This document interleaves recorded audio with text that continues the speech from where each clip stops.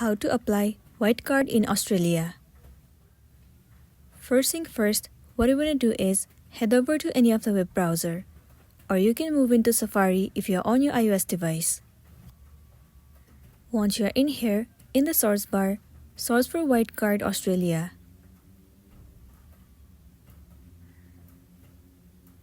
Now head over to the very first site. It will land you on the official page. Now what you want to do is tap on sign up right beside forgot your password.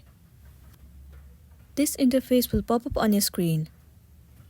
Now in order to apply, you have to fill up all of this information. First of all, enter your name, surname, your phone number, email address, and then you have to create a password for your account.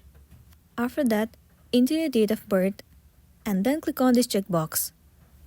At the bottom, you'll see one code is given to you. You have to enter in this section security code. Once you have entered, tap on sign up, and then your white card will be applied successfully and you'll be good to go.